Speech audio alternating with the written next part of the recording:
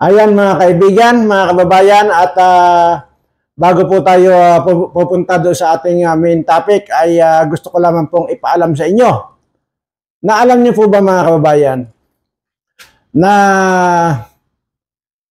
ang Batanggenyo at saka Ilocano ay hindi pwede magsama? Yan po ang pag-uusapan natin mamaya-maya lamang po yan. Pero siyempre bago yan ay gusto ko lamang po munang batiin lahat po ng aking mga subscribers, followers at mga viewers. Sana po ay nasa mabuti kayong kalagayan lagi at ligtas sa anumang uri ng kapahamakan at na mailayo kayo rito sa mga politikong mga kawatan. At dadagdagan ko na rin po at ipinagdadasal ko na rin po itong mga politikong mga kawatan na ito na sana bukas din ay magkandamatay na itong mga animal na ito. Dahil ito naman po talaga ang nagpapahirap sa ating mga kababayan, lalo na po dito sa napakarami nating kababayan ang wala nang masaing, samantalang sila ay naglalangoy sa pira. Ayan po, at mamaya po tatalakayin po natin yan. At kumusta na yung aking mga kaigsuunan diha sa Davao? Sa mga kailyak na taga Benguet, Ilocos, Pangasinan, kumusta kayo da amin? Ayan, at alam niyo po ba, sa totoo lang po ay totoo naman po talaga na na maisog yung mga taga Bisaya. Kasi mga Bisaya talaga may isog yan. At sabi pa nga nila, hindi lang sila may isog kundi mga gahi paog dila. Ayan. At hindi lamang po yon, kundi yan pong mga Bisaya nating mga kababayan dyan ay hindi lang po maisog. Kagaya ni KPL. Ayan, shout out KPL. Di ba? Ikaw na rin nagsabi na hindi lamang maisog yung mga Bisaya kundi mautob.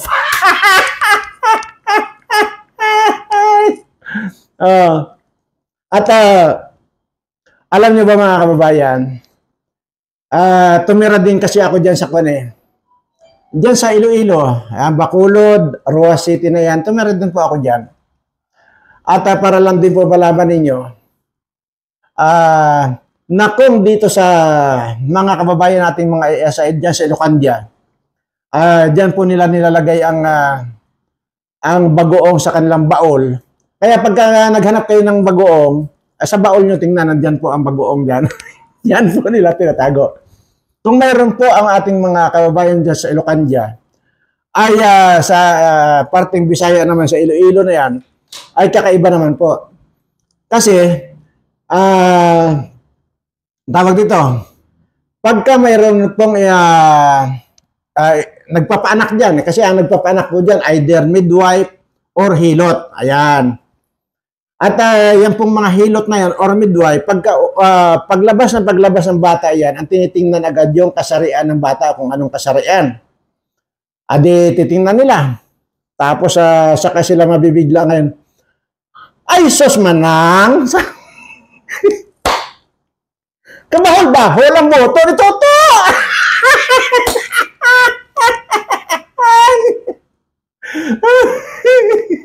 Kabako gidang boto ni Toto.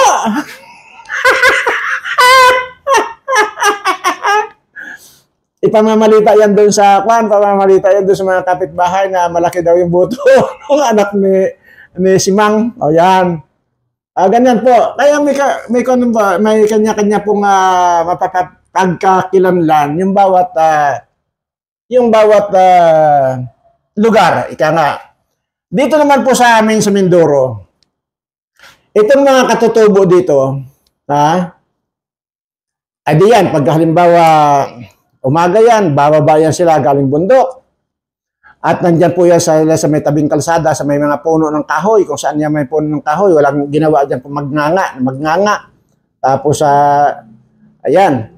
Tapos yan, pagka may dumaan na pilay, pagka may dumaan ng pilay, o ano man, o bulag, halimbawa, wala nang kanyan. Buong maghapon hanggang kinabukasan pa, iyan na lang ang pag-uusapan, yung pilay na yon. Wala na silang ibang mapag-usapan niyan kundi yung either pilay o bulag. Yun na lang lagi ang pag-uusapan nila.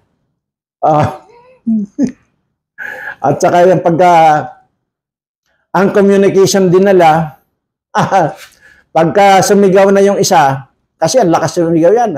Kabilang bundok, ikapitong bundok yan.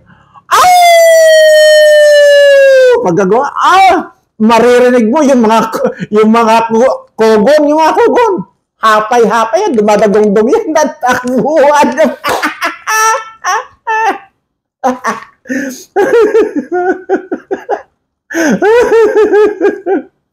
Ayan yun. Kaya,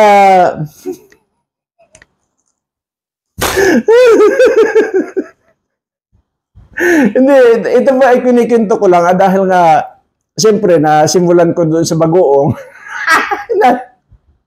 Kasi nga, sabi ko nga na, imaginin mo, hanap ng sausawan, putra, siyempre, ini-expect mo, nasa kusina lang Ayun pala, nasa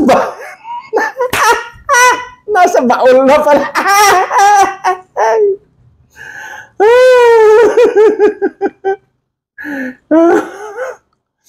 Ayan, at kamusta doon dyan sa Bisaya? Nandyan pa ba yung mga diwata ng mga pulis?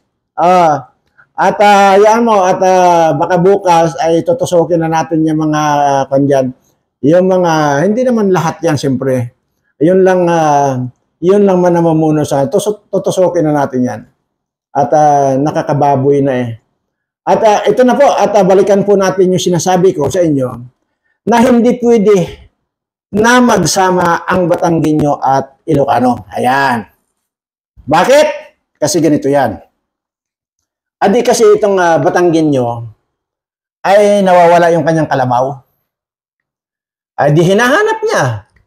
Nadaanan niya ngayon yung bahay na pando na mayroong naghahasa ng itak na tao.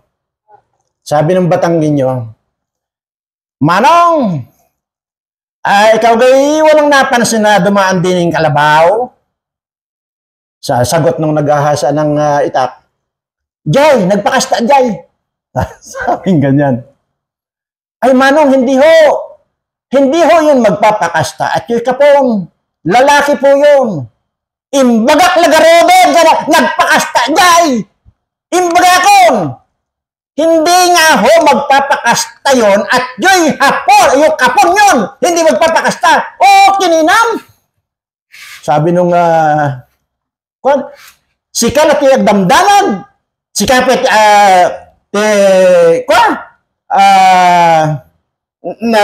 napigsa ti buses mo. Kininam, tagbatang ka. Hinabol ng itak yung Batanggenyo. At talagang kaya hindi magkasundo kasi nga hindi sila nagkaintindihan Ang tinatanong niya kung mayroon daw dumaan ba doon na kalabaw. Ang sagot naman ng Ilocano pumunta raw doon na Jay, nagpakasta Jay. Ay ang sagot naman ng Batanggenyo, hindi ho magpapakasta yon at yung kapon, lalaki. Di hindi sila nagkasundo, di nagkaabulan sila ng itak. Kininayo. Unay ti rumwar nga istorya. Ay, kininana. So, lalo dagito politiko nga, kininayo nga mga politiko nga tawatan, mamatay kayon. Kininayo. Anyway po, at sige, dito na po tayo sa main topic natin na kung saan po ay talagang pilit po talaga nilang hinahanapan ng butas itong si BP Sara. At ayon po doon sa binulgar ni Maharlika, ay kumuha yata sila ng testigo na pike na magtitistigo ng kapikian. Ayan, kahit na hindi totoo. At maraming papalabasin. Kaya, bilib din ako rito kay Maharlika kasi ang dami niya talagang mga puting ahas. Ayan, at grabe. Lahat talaga nakakarating kay Maharlika. So, wala. Talagang bubo lang talaga itong si, bagay, ano ba talagang, ano bang talino nitong bungog, bangag na ito, ay talagang matagal ng bubo yan. Kaya tuloy, nag-uusap sila doon sa may nakakarinig. Ayan, tuloy nakakarating kay Maharlika yung mga pinag-uusapan ng mga bugok na ito. Anyway, talagang bubo yan. At yun nga po, talagang ayaw nilang tigilan so si BP Sara. At ngayon po, ako na po rito mananawagan. Kung halimbawa po yan, kinakasa na po, baka po ngayong araw na ito ay isasampa na po yung impeachment laban dito kay BP Sara. If ever po na mangyari ito, ay wala na po tayong choice kundi lumantad na po tayo dyan na po tayo sa kalsada. Magsama-sama na po tayo. Hindi na po pwede itong ganito na lahat na lang ay sinisikil ang karapatan ng tao. At imagine mo, hindi na sila nahiya. 32 million yung bumuto kay BP Sara tapos gaganyan-ganyan lang nila. At talagang mga bangag talaga. At yun po. At ngayon po ay ang masasabi ko lang din po, sana ay magkaisa na po tayo mga Pilipino na ipaglaban na po natin ang ating bansa. Hindi lamang po dahil kay BP Sara, kundi paglaban na natin na talagang kung ano po yung tama, yun po ay paglaban natin. So, hindi lamang po yung usapin ito kay BP Sara, kundi usapin na po ito ng ating bansa mismo. Kaya, wag na po tayo magpatumpik-tumpik pa. Lusobin na rin natin yan kung saan tayo magkakaipon-ipon. At, yan. Nako, lakas pa ng ulan. Anyway, ay mabalikan ko lang po itong mga ibang mga kuan. Napupuna ko lang, lalo na po itong si Mike Abe. Sa totoo lang, wala talagang ibang tinapik ito, kundi yung Kibuloy, Duterte, Sara, kung ano-ano. Wala na po eh. So, dito po talagang kitang-kitan nyo na po ito na pinagkakakitaan itong ilong na ito, itong mga pamilya Duterte at saka itong si Pastor Kibuloy. So, pinagkakakitaan na po nila yan. At marami rin po yung mga vlogger na pinagkakakitaan din nila at wala silang ibang kinontent kundi yan. So, aywan ko kung paano pang masawata itong mga ganitong klaseng mga tao na kahit basta makakumita lang sila ay maninira na sila ng tao. At tingnan nyo naman sila, daldal sila ng daldal dyan, nasa harapan sila ng camera, pinapanood sila ng maraming mga kababayan natin. Tingnan nyo naman mga itsura. Diba? Para mga hindi naliligo. Yung isa dyan, parang ang nipis-nipis ng bunganga na parang mga manghuhula. Ay isa dyan, ang haba ng balbas, pero yung buhok sa ulo, wala na. So, napunta dito sa balbas. Napunta sa balbas. Grabe, yan lang napapuna ko rito sa mga vlogger na ito. Sana, gawin nating gawin nating makatotohanan yung ating mga sinasabi sa ating mga kababayan. Hindi yung ibablog natin, iko-content natin yung isang tao na kasiraan. Huwag ganun. Dahil kasi unang-una ay baka mamaya magsawa sa inyong mga tao na nanonood sa inyo. At actually, may mga nagsasawa na nga sa ganyang pag-uugali ninyo. Lalo yung hindi pa proper yung inyong mga pananamit. Imaginin mo, may nakasando. Tapos nangangamoy pa yung kilikili. Parang kasing baho ng kilikili ni Kumar. At saka kasing bunganga nitong si Butod na ito, ang bantot. Parang amoy patay na daga pag nagsasalita. Kasi nga, doon niya sa mga sinisinghot. Kaya nga, pag ganyan-ganyan na lang sila dahil nga nasusobrang nasa singkot. Kaya ang baho ng mga bunganga ng mga yan. Sa totoo lang. Ayun lang ang napapansin ko na sana mag-ayos-ayos naman tayo kung okay lang yung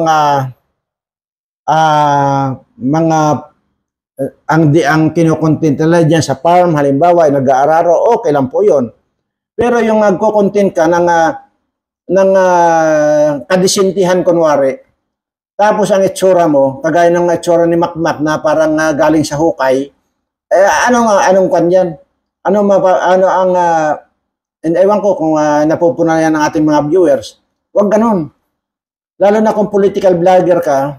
Ako kasi wala akong alam kung saan ako naka-align eh. Unang-una, kahit naman ano ang i-content ko, depende na lang yun kung bullshit na ako rito sa mga kawatan ng mga politiko na ito. Ito mga kawatan ng politiko ang ikukan ko, iba-vlog ko. At depende na lang yun. Hindi ako masabing, kasi unang-una, hindi ko rin masabi sa sarili ko kung ako ba isang vlogger. Kasi nga sabi ko nga, at inopen ko lang po itong YouTube channel ko nung panahon po ng pandemya, nung namigay ng relo, para sa ganun ay maibsan ang kalungkutan nitong ating mga kababayan. At ganun na rin po yung mga ibang natutulungan natin. Yun lang po, pero wala po ako intensyon na kung ano, kundi ang ngayon at nandito ako. So kung ano yung napupuna ko, yun po ang sasabihin ko.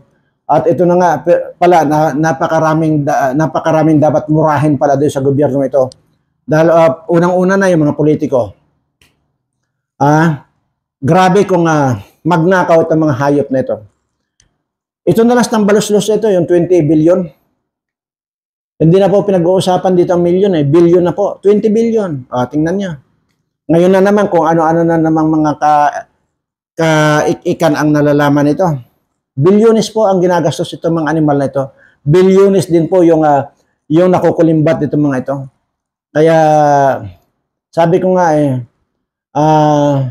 wala naman talagang maalam, mga bobo naman talaga yung mga yan. Sa totoo lang, mga bobo yung mga yan eh. At kaya lang nandyan sila dahil nga, siyempre,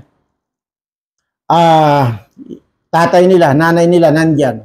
So kung matanda na, papalit lang yung anak. Meron dyan,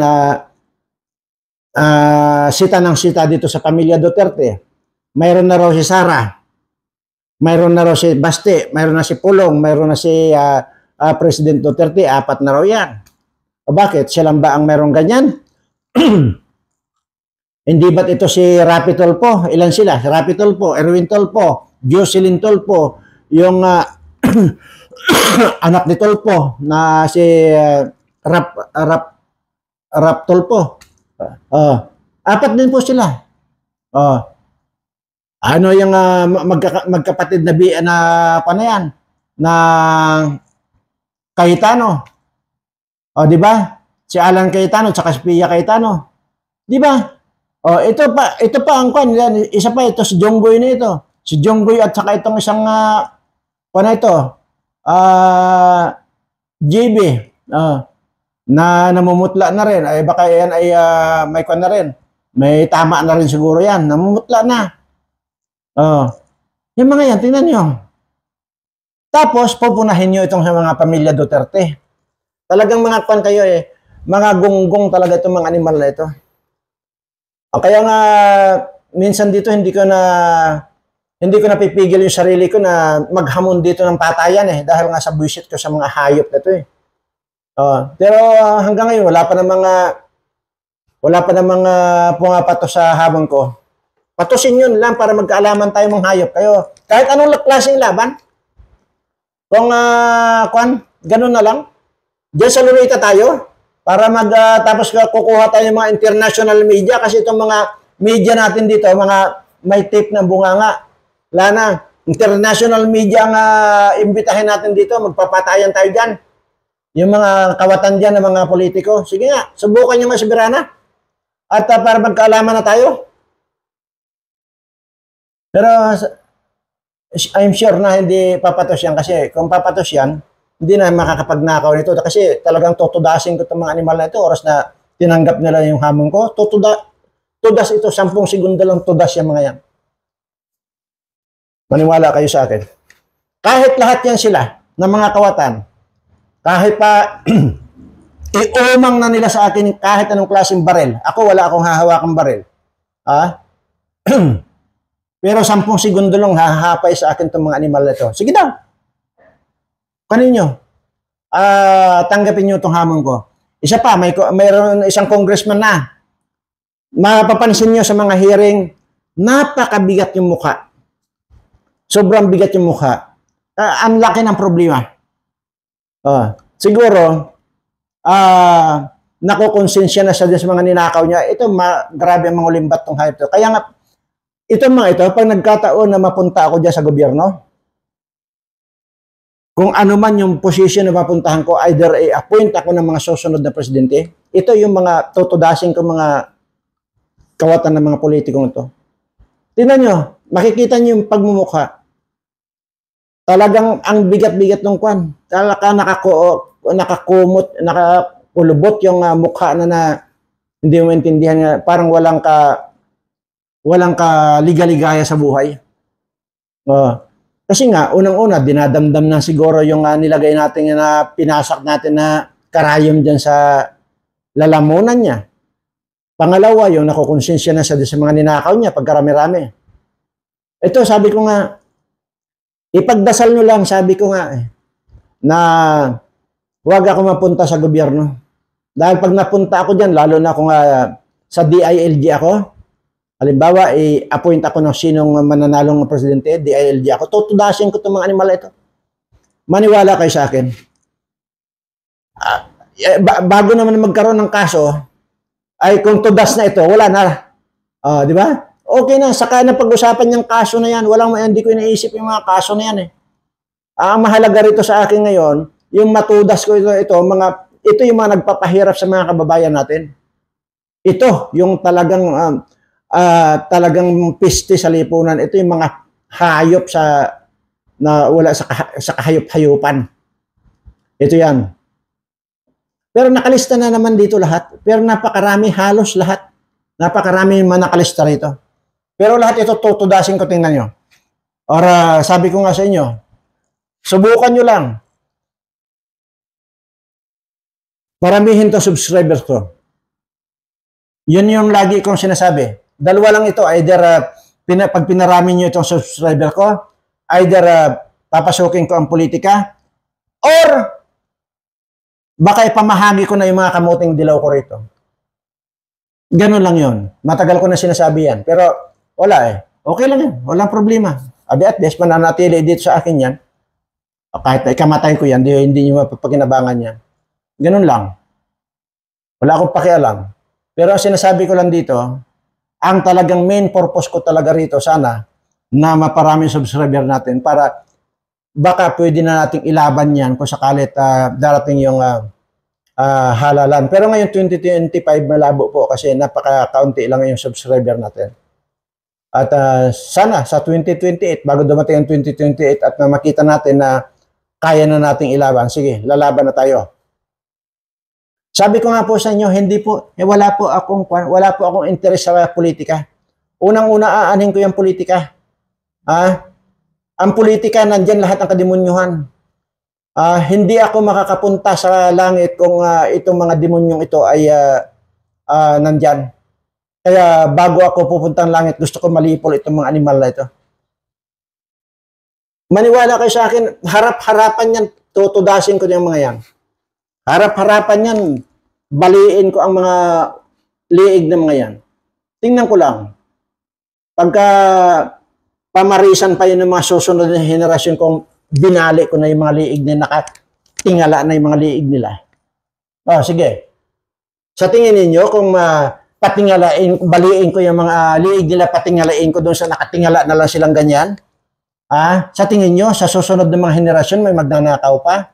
Sigurado ako, wala na. Or either ilipat ko yung mukha nila sa likod nila. Pag naglalakad sila ngayon, patalikod. Patras. Di ba?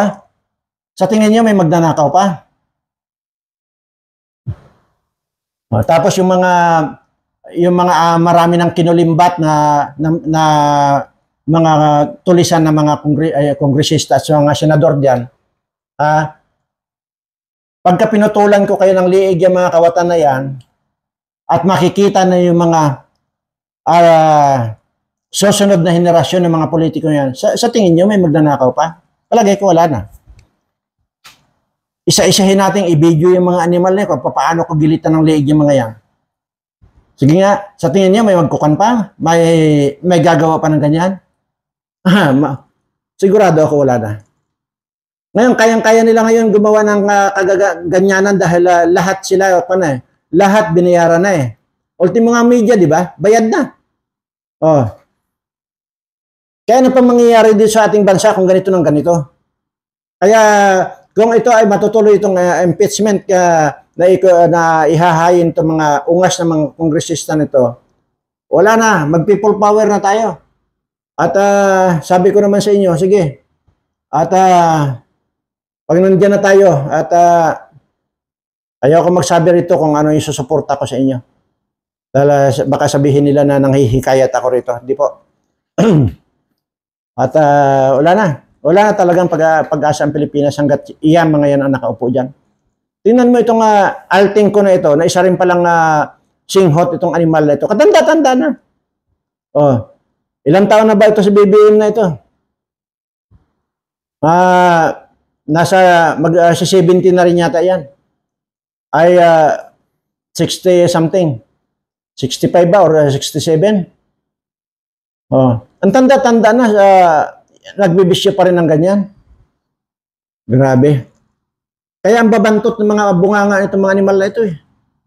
Kasi nga puro siya buang nasa laman ng ngalangalan ng mga animal na ito. Wala kayong naitutulong sa kababayan natin kundi pinapatay nyo ang kababayan natin. Wala na kayong naitutulong mga animal kayo, pinagnanakawan nyo pa ang bayan ko. Hayop kayo. Wala kayong kakwenta-kwenta, mamatayin lang sana kayong lahat ng hayop kayo. Yan lang masabi ko. At doon naman sa nangaalipusta sa akin na hanggang ngayon raw ay hindi raw umaangat yung subscriber ko, okay lang. Huwag kang mainip, darating tayo dyan.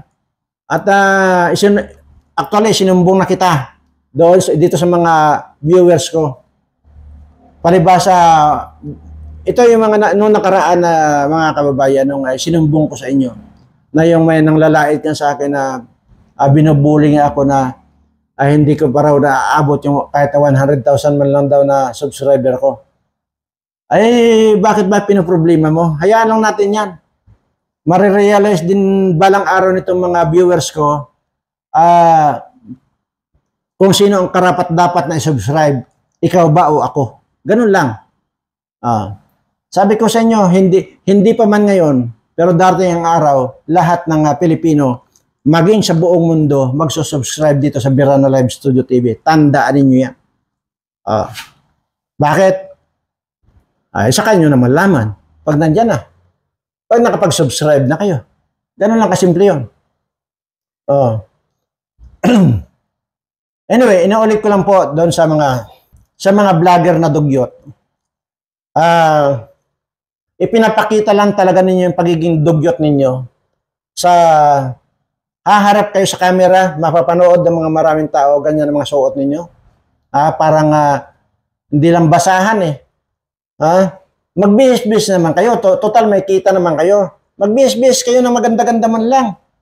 Para ang papangit yun na nga, yung mukha nyo mismo ang papangit, tapos parang basahan pa yung mga sinusuot ninyo pag umaharap kayo sa tao. Kaya ang kinalabasan para kayong igit. Diba? Ganun lang. Okay lang sana kung hindi kayo nakakasira eh. Sa totoo lang, kahit naman anong itsura ng tao, kapag maganda ang kanyang mga sinasabi or pagtulong sa kapwa, gwapo pa rin yan. Pero ang sama ng pagmumukha ninyo, ang galing-galing nyo pang mang-away. Di ba? Ang papangit ang itsura ninyo. Tingnan nyo nga, di nyo nakikita yan sa video ninyo. I-play ninyo yung mga video ninyo kung anong itsura ninyo. At para malaman ninyo, lalo na yung mga pananamit ninyo na parang mga basura. Di ba? Mariusip kayo. Ay, mas maayos patingnan yung basahan yung aso ko rito eh. Kasi dyan sa mga sinusuot ninyo. Plus yung mukha ninyo, hindi lang parang mukhang basahan, parang panpa. Parang imburnal pa. Di ba? Okay lang yung sinasabi ko rito, hindi po pandito yung dahil sa itsura, kung ang itsura nyo sa personal ay pangit at maganda yung mga ginagawa nyo sa mga kababayan natin, okay yun. Magandang maganda ang itsura nyo sa paningin ng mga viewers niyo. Ang papangit yun na nga, ganyan pa kayong magsalita, niwala man lang kayong malamalasakit dito sa, tingnan nyo mga kababayan, hindi lang nyo napapansin na ginagamit lang kayo nito mga vlogger ng mga gonggong na ito, ng mga tanga pa, mga bubo na, at saka yung mga, wala, hindi napapansin yan. Di ba may kinikwento nga ako dyan dati? Lalo yung Chris Olo na yan, scammer na yan na ang galing mang-scam. Yung Chris Olo, di ba may kinikwento ko na yan na nung may nagpadala ng palipad-lipad na yan aba, inuto nyo ng inuto. Yun ang mga nagpapadala nyo, nagpauto, ilang bisis yung nagpadala pagkakalaking halaga. Dahil ang galing mang uto yung, tingnan nyo yung Chris Ulo na yan. Bukod na sa may singaw bukod na sa may hangin ang ulo, tingnan yung bunganga niya. Yung bunganga niya, abot hanggang tainga. Di ba? Yan ang gustong-gusto ninyo na pinapanood yan, nakaharap sa inyo, ganyan ang itsura niyan. No. Si Mike Abe, yan ang gusto niyong panoorin. Walang ibang tinapi kundi ang Duterte at saka si Pastor Kibuloy. Yan ang gusto niyong panoorin ay puro ilong. Di ba? Yang si Makmak na yan ang gusto niyong panoorin. Ay akala mo galing sa hukay na parang Sos Mariosep, mag-isip-isip kayo. Meron pa nga dyan, hindi pa nga nagpapaalam, basta na lang aalis. Hindi man lang magsasabi sa inyo na ingat kayo ha mga subscriber ko o viewers ko. Meron bang ganyan? Si Birana lang yung nagsasabi sa inyo na I love you. Diba? Tingnan nyo naman yan. Tapos yan, nagpapagamit kayo dyan mga yan. Huwag nyo nang panoorin. Mag-unsubscribe kayo dyan sa mga dugyot ng mga vlogger na yan. Dito kayo mag-subscribe sa Birana Live Studio TV. Dahil sisiguraduhin ko sa inyo, hindi lang kayo nakakakita ng gwapong vlogger. So, swertihin pa kayo. Tandaan niyo yan. Itatak niyo yan sa bunbunan niyo. Yan. Papanoorin nyo yan si Mike Abe na puro ilong. Gustong-gusto nyo na nanonood kayo ng ilong. Ay sus, Mariosep, puro opinion. Ay ang ino-opinionan niya, walang iba kundi si Duterte at saka si Kibuloy lang. Tingnan nyo, ginagamit lang kayo unsubscribe. Tapos, ang isubscribe ninyo, itong Birana Live Studio TV. Sabi ko nga sa inyo, habang tinititigan ninyo itong si Birana, titigan nyo yung mata ko. Pagka inyong natitigan niya, so swertihin kayo. Siguro naman may nabasa nyo yung comment nung isang tinuruan ko dyan. Anong sabi niya doon sa comment? Sir, salamat po doon sa mga itinuro mong mga gamot na mga natural na gamot. Dahil magaling na po ako. Alam mo yung dapat yon. Huwag kayo magpasalamat sa akin. Kay Lord kayo magpasalamat. Dahil yung nalalaman kong yun ay galing din po sa ating Panginoon na ibinabahagi ko sa inyo. Kaya wala kayong dapat pasalamatan sa akin. Ang pasalamatan ninyo lagi ay ang ating Panginoon. Yan po. Hindi na po kailangan sa akin kayo magpasalamat. Dahil kapag ang sinasabi ko lang po rito, kaya ko po lagi sinasabi yung suswertihin kayo. Dahil ang Panginoon po ang nag-utos sa akin na lahat ng mga magiging followers ko at mga subscriber ko, lahat yan ay suswertihin, pagpapalain. Hanggang dito na lamang po. At siyempre, uulitin ko lang po, hindi po kayo makakakita ng ganitong vlogger kagwapo. Kahit po saan kayo sa inyo ibaling yung inyong mga mukha. Birana Live Studio TV lang po ang may kaaya-ayang pagmumukha. Salamat po doon sa mga bago nag-subscribe sa channel ko. At hindi ko lang po channel to, channel din po ninyo ito. Dahil sinabi ko naman po yun ang una. Ang YouTube channel ko na ito ay sa inyo. Yan po. Maraming salamat po at pagpalain nawa kayo ng ating Panginoon, lahat ng aking mga subscribers at mga followers sa lalong madaling panahon at sa lahat ng oras at pagkakataon. Mahal na mahal ko po kayong lahat.